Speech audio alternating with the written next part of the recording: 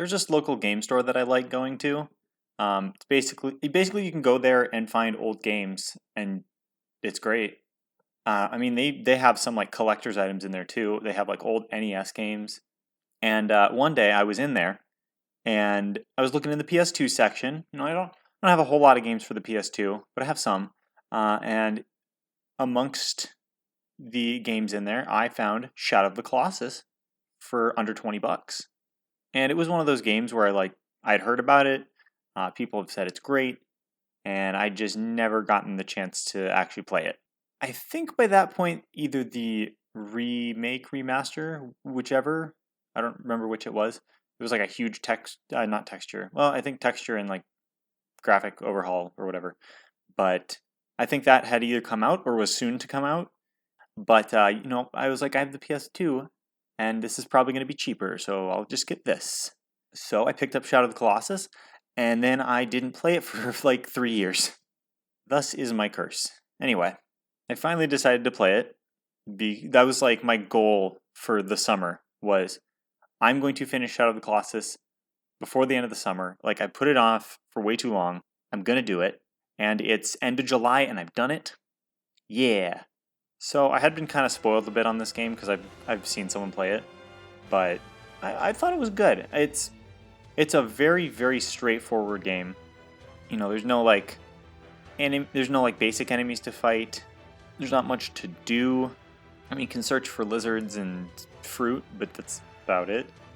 The rest of the game is pretty much just wandering around looking for the Colossi, which I mean it's fine for a PS2 game. If this were to be new, I'd just be like, hey, we need some more stuff because, my God, otherwise it would have to be like a much cheaper game.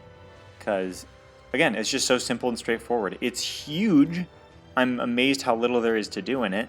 But, obviously the highlight is the Colossi, and there's like 16 of them. So, at the very least, I think those kind of make up for it. I mean, without the Colossi being as great as they are, it would suffer hardcore. And these things are just majestic. Like, oh God. This game is, like, even the PS2 one, the graphics don't age well, but the game is still gorgeous. Like, even with all, like, the just awful textures, just polygons galore, it's so stunning, It doesn't need to be modern to inspire me and fill me with awe. Each Colossus has its own unique thing. The end goal of each Colossus is stab it in the glowy bits. That's pretty much it. I don't think any of the Colossi differ from that. You got to stab all of them in the glowy bits in some way. That's like the only thing. But to get there, it's kind of like two parts. You got like your puzzle to figure out how to get them, and then once you figure that out, then you have to get to the glowy bit. Keeping your stamina in mind, and keeping the fact that they're going to flail a lot in mind. And my God, does it really feel like you're hanging on for dear life? Well, I mean, you kind of are just holding a button, but all the while you're looking at your stamina gauge, like, oh my God, please, no, don't fall off.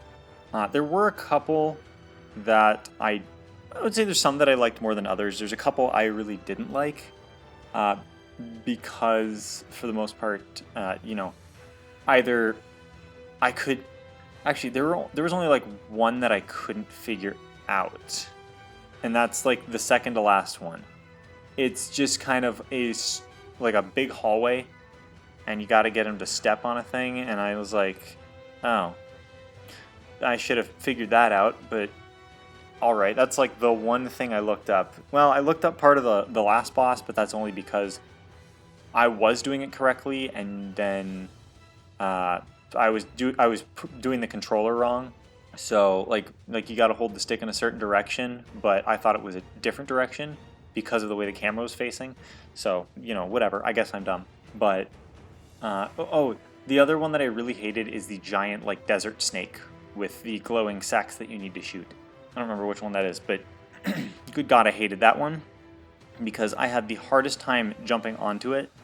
Like, I could shoot it down no problem, And then once I'm up there, it's fine. But not shooting it, getting onto it from the horse was a nightmare because it was just so hard to aim. And like, good God. A couple moments, the Colossi get smaller. Some of them are like huge, and then some of them are like, oh, that's it? Well, all right then. That's only a couple of them. But yeah, I mean, they're all majestic. A lot of them are kind of terrifying. It's quite a unique game, and there really aren't. There's really not much like it. It almost feels like one of those like hidden gem Steam games, where it's just like, well, this isn't really a full experience, but my God, this was nice. Granted, the whole series that it's a part of, isn't that the Eco series? Like, that entire series is just like, okay, let's do this. Okay, let's do something completely different for the next one. Okay, let's do something completely different for the next. They're like reinventing it every time. So, I don't know. And then, like, story-wise, there's really not much to it. You're just trying to save your girl. She lost her soul or whatever, so you make a deal with this thing. And then, throughout the game, you're collecting this dark energy, and it's just like, that's kind of sketchy. And yeah, it goes interesting places, and then it ends on kind of a somber note. But yeah, I liked it. I don't know if I'd play it again, but I liked it. It was a nice, quick game, which is something I needed. I've been playing too many long games lately. I just needed like a quick one. So this was a good idea. I enjoyed it, and then I finished the last two plastered. So drink responsibly. Anyway, I think that's all I've got to say. So thank you for watching. Click all the buttons, and I hope you have a great day.